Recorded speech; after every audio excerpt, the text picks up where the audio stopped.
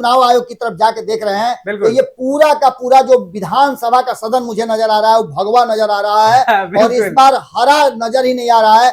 अभी जो हमारे पास स्थिति है उसमें 90 के आसपास 190 के आसपास आंकड़े हैं। ये बता रहे हैं कि कहीं ना कहीं 189 में 65 सीटों का सीधा सीधा फायदा होता हुआ नजर आ रहा है। और हम ये बार बार बता रहे थे कि इसका कारण क्या था, 2020 में जो हुआ था उसका सबसे बड़ा कारण था कि चिराग पासवान और उपेंद्र कुशवाहा ने एनडीए गठबंधन को कमजोर किया था। और ये बात नीतीश कुमार को समझ में आई। जब नीतीश कुमार को समझ में आई तो नीतीश कुमार ने ये स्पष्ट कर दिया कि भारतीय जनता पार्टी को, नरेंद्र मोदी को, अमित शाह को, जेपी नड्डा को हर हाल में इन 5 दलों को साथ में रखना पड़ेगा। मैं शुरू से इस बात को बता रहा हूं कि इसमें कहीं इफ बट नहीं है।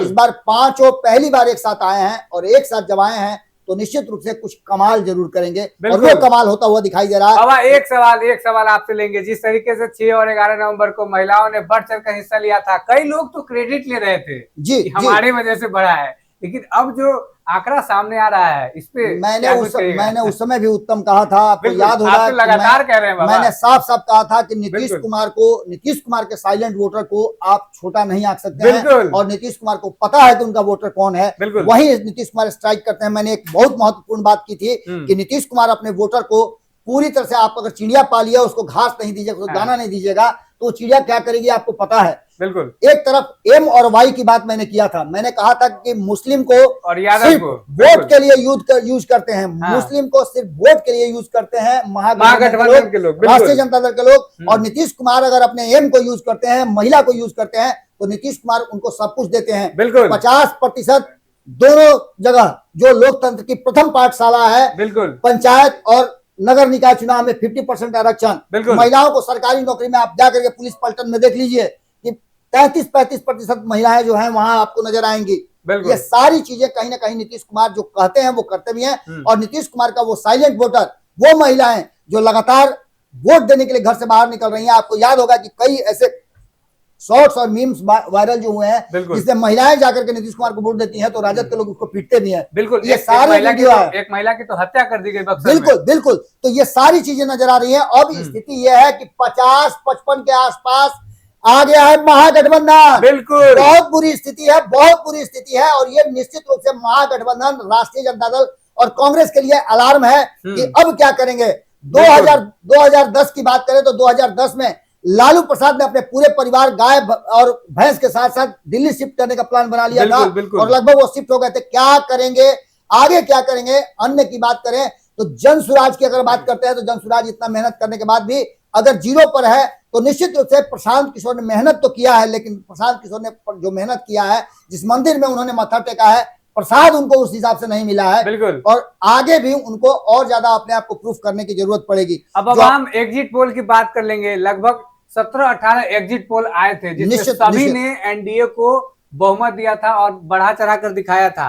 एक एग्जिट पोल बाबा है, प्रज्ञा पोल एनालिटिक्स करके है, ठीक है, जिसमें प्रजा पोल 186 का जिसने दिया था। बिल्कुल, प्रजा पोल की बात कर रहे हैं, प्रजा पोल ने 186 दिया था और 50 के आसपास दिखाया था महागठबंधन आएगा। मैं आपको एक बात बता दूं कि मैंने 148 से 155 का आंकड़ा दिया था। बिल्कुल, मैंने 148 से 155 का आंकड़ा दिया था और मैंने कहा था कि अगर बहुत बेहतर प्रदर्शन करेगी, जिस तरह की बातें की जाए तो 85 सीट तक जा सकती है। बिल्कुल, हमारी पूरी टीम ने बताया था कि 100 का आंकड़ा मतलब तिहाई अंक में प्रवेश नहीं करेंगे, डबल डिजिट से पार नहीं कर पाएंगे। सबसे बड़ी बात बाबा, हमारे जो संपादक है निश्चित ट्रिपल डिजिट पार नहीं पार करेंगे और वो होता नजर आ रहा है। बिल्कुल, कहा जाता था कि भविष्यवक्ता प्रशांत किशोर हैं। प्रशांत किशोर के लिए बहुत कठिन समय आ रहा है और यहाँ से प्रशांत किशोर को अपने लिए एक विकल्प के रूप में सामने आना पड़ेगा। निश्चित रूप से प्रशांत किशोर को अब चुनावी रणनीति में अगर आना चाहते हैं, एक सबसे बड़ी बात हो रही है कि सिकंदरा में आरजेडी के उदय नारायण चौधरी बहुत लंबे समय के बाद एक बार फिर से सक्रिय राजनीति में हिस्सेदारी दिखाते हुए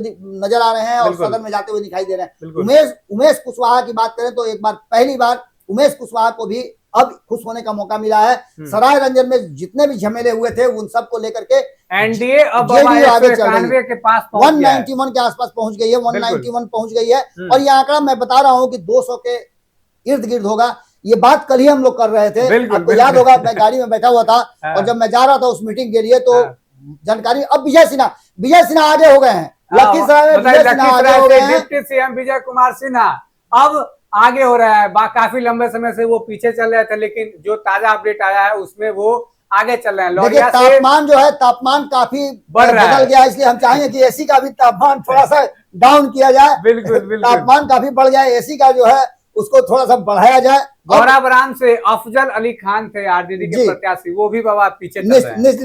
निश्चित रूप से जो परिस्थितियां हैं वो साफ साफ बता रही हैं। हम तो इंतजार कर रहे हैं कि हमारे संपादक नमन मिश्रा जी, जब नमन मिश्रा जी आए तो वो क्या कहेंगे, किस तरह की बातें करेंगे, ये हम जानना चाहते हैं। बिल्कुल 191 सीटें जो है एनडीए को मिलती हुई दिखाई दे रही है। वही हिलसा से शक्ति सिंह यादव आरजेडी के मुख्य प्रवक्ता हैं, वो आगे चल रहे हैं। 2020 की बात करें तो 2020 में लगभग अवध बिहारी चौधरी पीछे चल रहे हैं। विधानसभा के अध्यक्ष हुआ करते थे, 17 महीने विधानसभा के अध्यक्ष रहे हैं, बिल्कुल वो अब पीछे चल रहे हैं। और पहली बार चुनावी मैदान में उतरने वाले मंगल पांडे बहुत तेजी से आगे बढ़े हैं। निश्चित रूप से बहुत सारी चीजें हैं अब हमारे सामने।